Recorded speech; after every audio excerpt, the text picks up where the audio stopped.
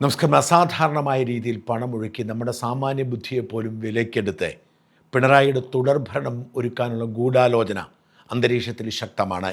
ബുദ്ധിജീവികളും സാഹിത്യകാരന്മാരും സാംസ്കാരിക നായകരും മാത്രമല്ല, മാധ്യമ മുതലാളിമാരും മാധ്യമ പ്രവർത്തകരുമൊക്കെ പിണറായിയുടെ ഈ ദുർഭരണം തുടരാൻ ചുക്കാൻ പിടിക്കുന്നു. അതിനുവേണ്ടിയുള്ള ഗൂഢനീക്കങ്ങളാണ് നാടുനീളെ. പക്ഷെ എന്ത് സംഭവിച്ചാലും അതിന് അനുമതി കൊടുക്കാത്ത ഒരു ശക്തിയുണ്ട്. അത് മറ്റാരുമല്ല, കലിയുഗവരദനായ അയ്യപ്പനാണ്. അയ്യപ്പന്റെ ശക്തിക്ക് മുമ്പിൽ പിണറായി വിജയനെ പിടിച്ചു നിൽക്കാൻ കഴിയുമോ? അയ്യപ്പൻ കലിയുഗവരദനാണ്, ധർമ്മത്തിന് വേണ്ടി വാളെടുക്കുന്ന കലിയുഗവരദൻ. എന്നാൽ അങ്ങേയറ്റം ക്ഷമിക്കാനും അയ്യപ്പൻ അറിയാം. ക്ഷമ സത്യസന്ധമായി ഖേദിക്കുന്നവരോട് മാത്രം. തെറ്റു ചെയ്തവർ ആ തെറ്റേറ്റു പറഞ്ഞ് പ്രായശ്ചിത്തം ചെയ്താൽ അയ്യപ്പൻ ക്ഷമിക്കും. എന്നാൽ അയ്യപ്പനെ വീണ്ടും വീണ്ടും കബളിപ്പിക്കാൻ വ്യാജ പ്രായശ്ചിത്തവുമായി വരുന്നവരോട് എങ്ങനെ പൊറുക്കാൻ കഴിയും? ശബരിമലയിൽ യുവതികളെ പ്രവേശിപ്പിക്കണമെന്നത് പിണറായിയുടെയും CPM-ൻ്റെയും മാത്രം ആവശ്യമായിരുന്നു. അതിനുവേണ്ടി അവർ അയ്യപ്പനെതിരെ സുപ്രീം കോടതിയിൽ കേസ് വാദിച്ചു. അയ്യപ്പന് വേണ്ടി നിലപാടെടുക്കേണ്ട ദേവസ്വം ബോർഡിനെ കൊണ്ട് അത് തിരുത്തിച്ച് അയ്യപ്പനെതിരെ സത്യവാങ്മൂലം കൊടുപ്പിച്ചു. അങ്ങനെ ചോദിച്ചു വാങ്ങിയ ആ വിധി ആവേശത്തോടുകൂടി നടപ്പിലാക്കാൻ യുവതികളാരും രംഗത്ത് വരാതിരുന്നപ്പോൾ മതിൽ കെട്ടിയും കൈകോർത്തും പിണറായി വിജയൻ അയ്യപ്പനെ അവഹേളിക്കാൻ കൂട്ടുനിന്നു. എന്നിട്ടും ആരെയും കിട്ടാതെ വന്നപ്പോൾ ഭക്തി ലവലേശമില്ലാത്ത ചില സ്ത്രീ വേഷധാരികളെ വേഷം കെട്ടിച്ച് ആംബുലൻസിൽ ഒളിച്ചു കടത്തി സന്നിധാനത്തെത്തിച്ചു.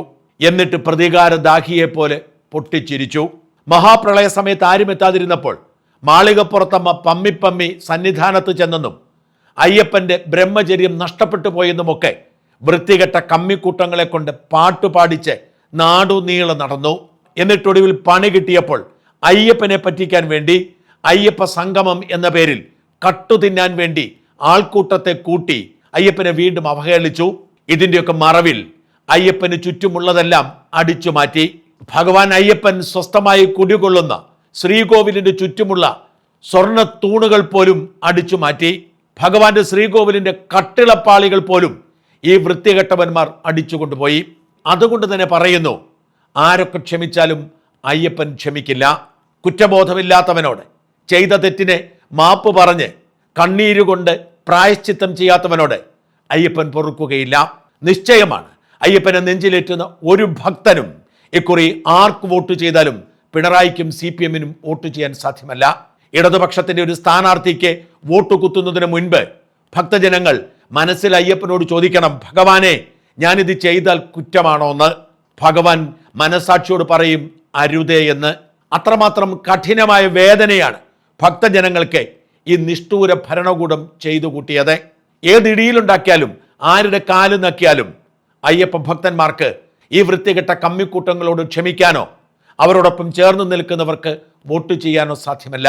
അല്ലെങ്കിൽ പിന്നെ എങ്ങനെയാണ് ഈ സമയത്ത് ഓരോന്നായി ഇവരുടെ മുഖം മൂടി അഴിയുന്ന തരത്തിൽ വന്നുകൊണ്ടിരിക്കുന്നത്? ശബരിമലയിൽ യുവതികളെ പ്രവേശിപ്പിക്കാൻ വേണ്ടി ഇക്കണ്ട വൃത്തികേടുകളെല്ലാം ചെയ്തു കൂട്ടിയ ഈ കമ്മി സർക്കാരിനെ കൊണ്ട് തന്നെ യുവതികൾ പ്രവേശിക്കേണ്ടതില്ല എന്ന് സുപ്രീം കോടതിയിൽ എഴുതി കൊടുപ്പിച്ചത് സാക്ഷാൽ ഭഗവാൻ തന്നെയാണ്. അയ്യപ്പ സംഗമത്തിന്റെ പേരിൽ നിന്ന കാട്ടുകൊള്ളയെക്കുറിച്ച് ഈ തെരഞ്ഞെടുപ്പ് സമയത്ത് ഹൈക്കോടതിയെ കൊണ്ട് ചോദ്യങ്ങൾ ഉന്നയിപ്പിച്ചതും ഭഗവാൻ തന്നെയാണ്. സ്വർണം മോഷ്ടിച്ച് പുട്ടടിച്ച് അതെവിടെന്ന് പോലും കണ്ടെത്താൻ കഴിയാത്ത ഈ കമ്മിക്കൂട്ടങ്ങൾ അതിന്റെ ഉത്തരവാദിത്വം മുൻ ഭരണസമിതിയുടെ പുറത്തു വെച്ച് അയ്യപ്പനെ മോഷ്ടിച്ചത് കോൺഗ്രസ്സുകാരാണ് എന്ന് വരുത്തി തീർക്കാൻ ശ്രമിച്ചു. അവർ അതിനുവേണ്ടി ഓശാന പാടി. ഏതോ ആൾക്കൂട്ടത്തിൽ വെച്ച് ഉണ്ണികൃഷ്ണൻ പോറ്റി സോണിയാഗാന്ധിയോടും അടൂർ പ്രകാശിനോടും ഒപ്പം ഫോട്ടോ എടുത്തത് അവർ വലിയ ആഘോഷമാക്കി. ഈ നെറുകേടുകൾക്കെല്ലാം നടുനായകത്വം വഹിച്ച പിണറായി വിജയൻ പോലും അത് പൊക്കിപ്പിടിച്ചുകൊണ്ട് നടന്നു. ജനങ്ങളെ തെറ്റിദ്ധരിപ്പിക്കാൻ വേണ്ടി അയ്യപ്പന്റെ സ്വർണം കട്ടവരാണ് എന്ന് വരുത്തി തീർക്കാൻ വേണ്ടി 2017 കൊടിമര പ്രതിഷ്ഠ പൊക്കിക്കൊണ്ടുവന്നു. കൊടിമര പ്രതിഷ്ഠ UDF ഭരണസമിതിയുടെ കാലത്ത് നടന്നതാണ്. അയ്യപ്പന് വേണ്ടി തന്നെ ജീവിതം മാറ്റിവെച്ച് അന്തരിച്ച ദേവസ്വം ബോർഡ് പ്രസിഡന്റായിരുന്ന പ്രയാർ ഗോപാലകൃഷ്ണനും അജയ് തറയിലും ചേർന്ന് കൊടിമരം മോഷ്ടിച്ചു എന്നായിരുന്നു ഇവരുടെ ആരോപണം. ആ കൊടിമരത്തിന് മുകളിലുണ്ടായിരുന്ന വാജിവാഹനം ശബരിമല തന്ത്രി കണ്ഠരര രാജീവര് അടിച്ചുകൊണ്ടുപോയി എന്നും ഇവർ പറഞ്ഞു.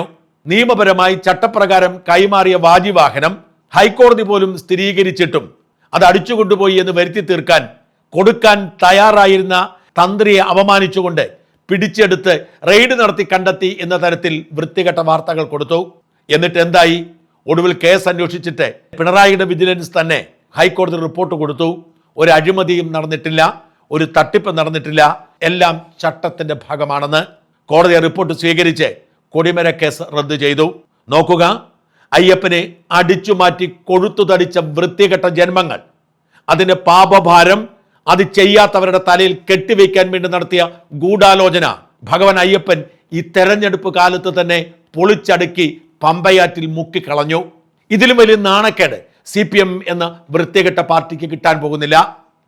അവർ ചെയ്തു കൂട്ടുന്നതിനെല്ലാം അവർക്ക് പ്രതിഫലം കാത്തിരിപ്പുണ്ട് എന്ന് തീർച്ച.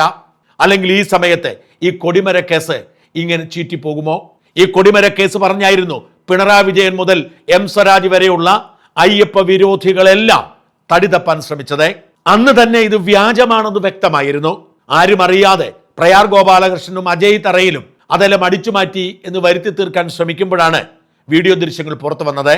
അന്ന് CPIയുടെ പ്രതിനിധിയായിരുന്ന K രാഘവൻ ഉൾപ്പെടെയുള്ളവരുടെ മുമ്പിൽ വെച്ച് പൊതുചടങ്ങ് നടത്തിയാണ് ഇതൊക്കെ ചെയ്തതെന്ന്.